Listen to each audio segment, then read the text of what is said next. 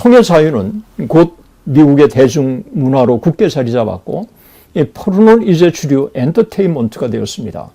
클릭 한 번으로 연중 무휴 24시간 이용 가능한 세상이 도래한 것입니다. 안녕하십니까. 총신대학교 신학대학원 명유스 박용기입니다. 1960년대에 접어들어서 미국은 엄청난 변화의 시대를 맞기 시작합니다. 그 변화를 가져다 첫 번째 중요한 요인은 캐톨릭 신자였던 존 F. 케네디 대통령이 공립학교에서 주기도문과 성경 읽기를 폐지하기 시작하면서 등장했습니다. 또 하나는 1953년 12월 1일 휴 해프너가 플레이보이지를 창간하기 시작하면서 성혁명이 일어나기 시작한 것입니다. 이 성해방이 미국 안에 지대한 영향을 미치기 시작한 것입니다. 정치적인 원자폭탄이 떨어지고 그리고 성해방을 통해서 윤리적인 폭격이 진행된 것입니다. 청교도 전통은 급속하게 위축되기 시작했고 이로 말미암아 미국은 새로운 시대에 진입하게 되었습니다. 저는 이 두 가지를 이번과 다음 영상에 다루기를 원합니다. 먼저 저는 휴 해프너로 인해서 시작된 성해방에 대해서 여러분들과 오늘 함께 같이 다루도록 하겠습니다. 1960년대에 접어들어서 나타난 여러 현상 중에 하나는 여성 해방이었습니다. 1960년까지 여성의 32%가 직업을 갖게 되었습니다. 남성의 직업의 전유물이 이제는 여성들에게도 기회가 찾아온 것입니다. 여성들은 동등 작업, 동등 임금을 요구하고 나섰습니다. 직종에 상관없이 여성이 참여하겠다고 하는 직업에는 성차별 폐지를 주창한 것입니다. 또한 이것은 교계에도 반영되어서 남녀의 성직의 동등권을 주창하고 나섰습니다. 기독교적인 관점에서 볼 때 1960년대에 찾아온 변화 중에 이보다 더 큰 변화는 존 F. 케네디 대통령의 등장과 함께 전통적인 기독교 가치관이 급속하게 미국 안에 제거되기 시작한 것입니다. 캐톨릭 신자였던 존 F. 케네디는 청교도 전통의 유산으로 공립학교에서 지속되어 온 성경 읽기와 주기도문을 1963년 폐지했습니다. 1960년대에 찾아온 많은 변화 중에 이보다 가장 큰 변화는 기독교 가치관을 흔든 사건은 플레이보이 철학이었습니다. 플레이보이 철학이 등장하면서 성해방을 정당화시킨 것입니다. 그 출발은 1953년 12월 1일 플레이보이지의 창간이었습니다. 마릴린 몰로를 표지 모델로 한 플레이보이지의 등장을 통해서 플레이보이 철학이 급속하게 대중화되기 시작했습니다. 플레이보이 철학은 성적 표현은 양도할 수 없는 인간의 권리라고 외쳤습니다. 옳은 것이란 도덕률에 따라 행동하는 것이 아니라 자유롭게 행동하는 것이다. 이것이 바로 플레이보이 철학이었습니다. 4년이 넘는 연구 끝에 미주리 대학교의 인문과학대학 역사학과 교수인 스티븐 와츠는 플레이보이 휴 해프너와 아메리칸 드림이라고 하는 책에서 이렇게 휴 해프너에 대해서 평가를 했습니다. 플레이보이지는 창간 후 휴 해프너가 광고, 비즈니스, 정치, 소비자 가치, 성적인 개방성 분야 등 미국 문화에 지대한 영향을 미쳤다라고 그렇게 말했습니다. 그러면서 그런 해프너를 이렇게 예찬했습니다. 처음 플레이보이 맨션에 도착했을 때 마치 새로운 행성으로 낙하산을 타는 것 같았습니다. 해프너는 내가 만난 사람 중 가장 똑똑한 사람이자 진정한 로맨티스트였습니다. 그에게는 잔이 반만 차 있는 것이 아니라 완전히 차 있는 것입니다.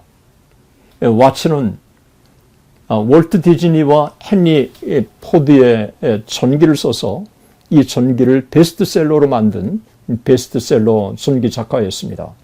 왓츠는 해프너가 개인적, 정치적, 경제적 자유라고 하는 꿈을 추구했고 자신의 재미 추구가 아니라 냉소적인 세상에서 어린 시절에 낙관주의 꿈을 펼친 인물이라고 그렇게 예찬했습니다. 그는 또 이렇게 말합니다. 좋든 나쁘든 해프너는 현대 미국의 특징이 된 성적 개방성에 대해 상당한 공로를 인정받을 자격이 있습니다. 일부에서는 해프너가 여성을 성적인 대상으로 비하한다고 비난했지만 왓츠는 이렇게 얘기합니다. 플레이보이가 여성의 경제적 기회, 사회적 평등, 낙태권을 옹호함으로써 전통적인 성별 기준을 뒤집었습니다. 라고 그렇게 주장합니다. 그런 이런 말도 덧붙였습니다. 아이러니하게도 해프너와 플레이보이는 여성의 선택 자유에 대한 상징이 되었습니다. 그는 그 시대에 그 어떤 인물보다도 현대 아메리칸 드림을 특징 짓는 성적인 해방, 물질적인 풍요, 개인적인 자기 실현의 종합을 상징하는 인물이 되었습니다. 라고 그렇게 말했습니다. 하지만 2015년 프랑스인 고브리는 해프너에 대해서 이렇게 혹독하게 비판적인 견해를 내놓았습니다. 그의 삶은 개인적인 죄뿐만 아니라 여성의 몸을 자본주의적으로 상품화시켰고 자유주의를 찬양했으며 여성 착취하는 등 기독교 가치와 정반대되는 방향으로 사회를 만들어버렸다. 해프너 자신이 이런 이야기를 한 적이 있습니다. 만약에 내가 없었다면 성해방은 여전히 일어나지 않을 것이다 라고 말한 적이 있습니다. 고브리는 해프너에 대해서 혹독하게 이렇게 평가합니다. 가장 혐오스러운 점은 그가 여성의 몸을 사고 팔 수 있는 물건으로 만들었을 뿐만 아니라 여성 몸을 사고 파는 추악한 물건으로 만들어 버렸다라고 그렇게 말했습니다. 한때 유료 발행 부수가 거의 800만 부에 달했던 플레이보이즈가 1980년대 후반 급격하게 기울기 시작했습니다. 시카고 플레이보이 클럽은 뉴욕 플레이보이 클럽과 함께 1986년에 문을 닫았고 마지막 클럽도 1991년에 문을 닫았습니다. 2015년 10월 14일 남침리교 신학교 총장 엘버트 밀러 2세가 지적한 것처럼 플레이보이즈는 그것이 포문을 연 외설적인 성인 잡지를 통해서 성해방 시대를 열었지만 결국 그 때문에 문을 닫아야 했다라고 그렇게 평가했습니다. 플레이보이 잡지는 성해방 시대를 40년 동안 추구했습니다. 그 결과 대중들은 더 강력한 음란물을 추구했고 실제로 인터넷상의 성인물들이 홍수처럼 넘쳐나 버렸습니다. 음란물이 인터넷 시대에 너무 널리 퍼져 있어서 아무도 플레이보이 잡지를 구입할 필요가 없기 때문에 수요가 줄어들었고 플레이보이 잡지는 사람들의 관심에도 점차 멀어지기 시작한 것입니다. 플레이보이 CEO 스콧 플랜더스의 말대로 플레이보이가 더 큰 문화에 압도를 당한 것입니다.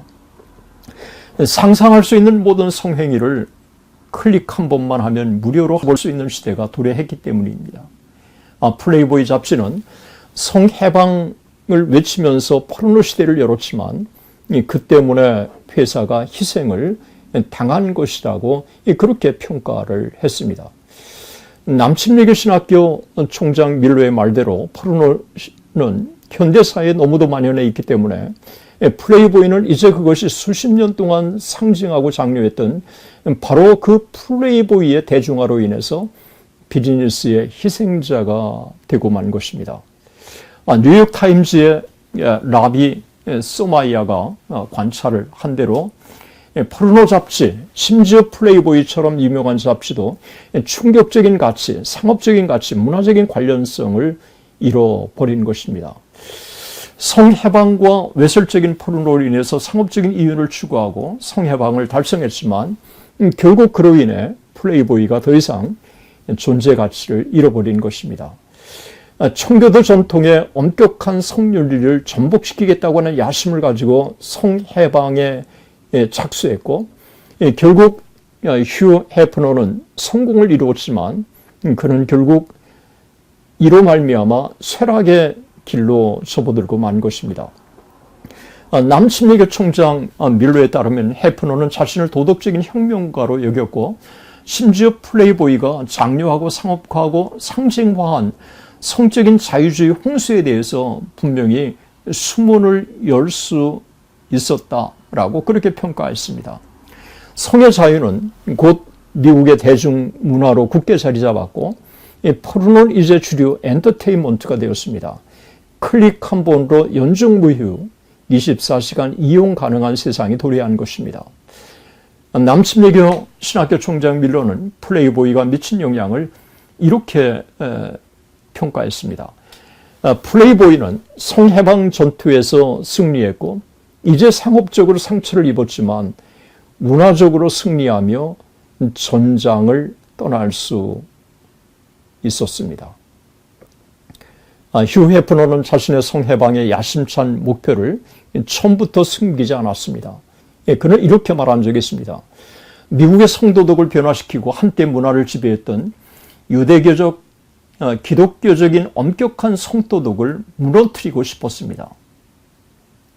그는 플레이보이의 삶의 철학을 제시했고 여성의 신체를 상품화한 것입니다. 밀러의 말대로 모든 도덕 철학의 기저에는 그의 플레이보이 철학, 플레이보이 신학이 자리 잡았던 것입니다. 해프너는 저널리스트 팔사니에게 자신이 영적인 사람이지만 초자연적인 것을 믿는다고 하는 의미는 아니라고 말한 적이 있습니다. 그는 창조주를 믿지만 성경의 하나님을 믿지 않는다고 말한 적이 있습니다. 그는 다음과 같이 말을 했습니다. 나는 성경의 하나님을 믿지 않습니다. 해프너는 이런 말도 한 적이 있습니다. 나는 모든 사람이 사후세계에 보상이 없는 것처럼 이 삶을 살고 당신과 주변 사람들을 위해 더 나은 삶을 만들고 이 세상을 이전보다 조금 더 나은 곳으로 만드는 도덕적인 방식으로 살 것을 촉구합니다. 마음 놓고 성적인 자유를 즐기고 성해방 속에 살라고 그렇게 촉구하는 것입니다. 이처럼 플레이보이 철학 이면에 플레이보이 신학이 자리 잡고 있었던 것입니다. 그런데 놀라운 사실은 해프너가 독실한 청교도 전통의 신앙의 가정에서 태어나서 엄격한 신앙교육을 받으며 어린 시절을 지냈다고 하는 사실입니다. 1940년대 후반에 일리노이 대학교에 다니던 한 젊은 학생은 자신의 뒷마당을 걸으며 정기적으로 예배를 참석한 것입니다. 그의 부모님은 성경적인 윤리적 가치를 실현하고 실천하는 엄격한 청교도였습니다. 그랬던 그가 결혼 이후로 결혼식, 장례식 세대가 아닌 교회 예배에 한 번도 참석한 적이 없다고 말했습니다. 자기 나름대로 도덕적인 체계를 따르지만 결코 성경이 증거하는 기독교의 도덕 체계는 따르지 않은 것입니다. 도덕 체계를 따르지만 어린 시절 자신이 다녔던 감리교에서 배운 도덕 체계를 따르지도 않았습니다. 이 플레이보이 철학 이면에 그의 신학이 있는 것입니다. 그의 신학은 성경에서 증거하는 하나님과 그 하나님의 심판이나 내세를 철저하게 거부하는 신학이었습니다. 성해방과 성경이 증거하는 하나님, 성경이 증거하는 심판과 내세를 부정한 것이 같이 같다고 하는 것은 흥미로운 것입니다. 플레이보이가 연 포르노 시대의 성해방은 이제 미국만 아니라 전 세계의 문화가 되었습니다. 성해방은 이제 미국 사회의 주류 문화가 되었고 그런 면에서 해프너는 전투에서 승리했다고 할 수 있습니다.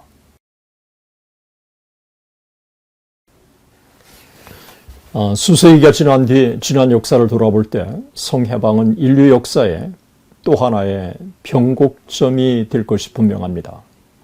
그것은 플레이보이의 영향력이 다음 세대에도 지속될 것이 분명하기 때문에 그렇습니다.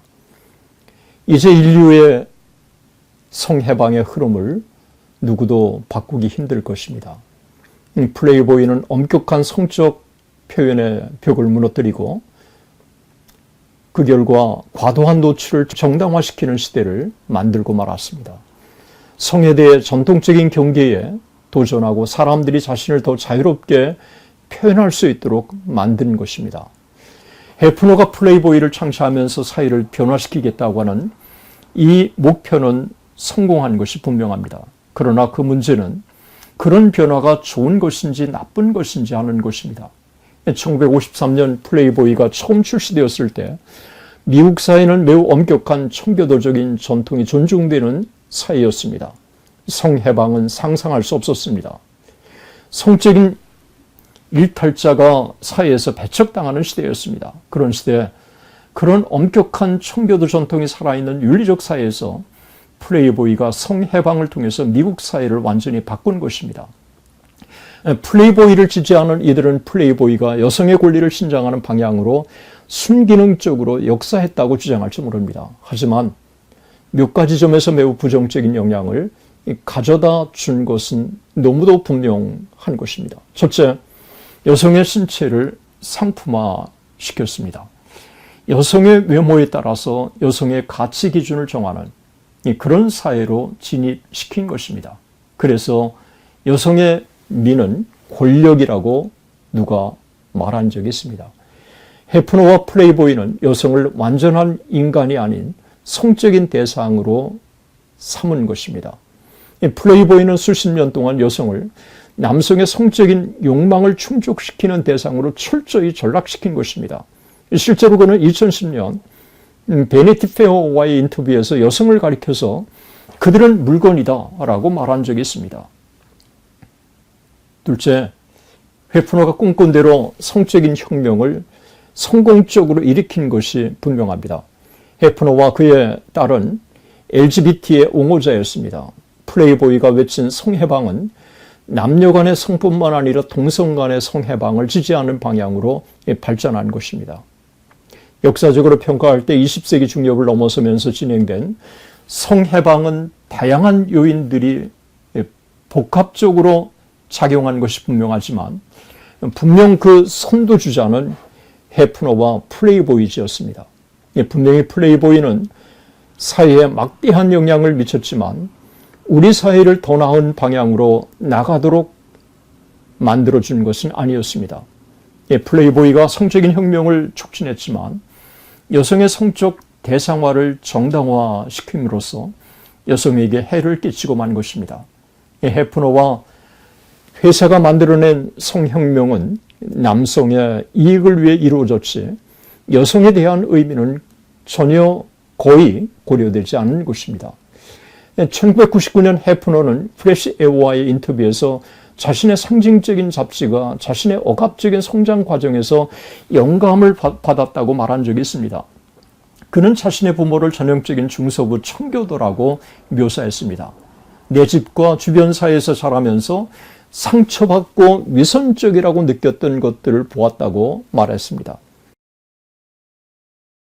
확실히 플레이보이는 미국의 성문화를 완전히 바꾸어 놓은 것이 너무도 분명한 것입니다.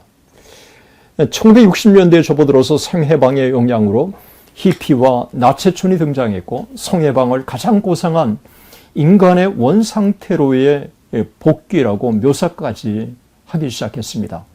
성해방은 여성의 성적인 자기결정권을 앞세우며 부부간의 성윤리에도 혁명을 낳고 말았습니다.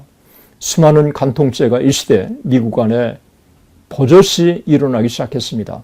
한 남자가 여러 여자를 대상으로, 한 여자가 여러 남자를 대상으로 성해방의 이름 아래 급속하게 미국 문화 속에 성해방의 문화가 깊이 뿌리내리기 시작한 것입니다. 전통적인 가정관이 변화를 맞기 시작한 것도 이때였습니다. 성해방이 점차 대중화되면서 간통이 빈번하게 일어났고 남편과 아내, 부부 사이에 존중되어 온 부부의 성윤리가 전혀 없는 도전을 맞은 것입니다. 자연히 이혼율이 급증했습니다. 부모와 자식 간의 세대차가 급격히 벌어졌고 자식들의 신앙관과 부모와의 신앙이 달라지기 시작했습니다. 전통적인 가치관이 눈에 띄게 공격을 받기 시작했습니다. 1960년대에 접어들어서 왜 이와 같은 현상이 발생한 것일까요? 이런 현상은 몇 가지 면에서 원인을 찾을 수 있다고 저는 생각합니다. 첫째, 사회학자들이 지적한 것처럼 국가가 베이비붐 이후에 인구의 평균 연령이 점차 젊어지고 있다고 하는 점도 한 요인인 것은 분명했습니다. 두 번째, 명목상의 기독교인이 많아지면서 자녀들은 행위가 동반되지 않고 말만 앞세우는 부모들의 이중적인 가치관을 발견하고 깊이 실망하고 심지어 부모에 대한 존중이 사라지기 시작한 것입니다. 셋째, 청교도 시대부터 전해 내려온 전통적인 사회를 지배해온 가치 기준과 도덕성이 심각하게 사라지기 시작한 것도 중요한 원인 중에 하나라고 할 수 있습니다. 넷째, 베트남 전쟁으로 인해서 미국의 젊은이들 가운데 전쟁에 심각한 이 반대가 일어났고, 그리고 전쟁에 식상한 이들이 사회를 등지기 시작한 것입니다.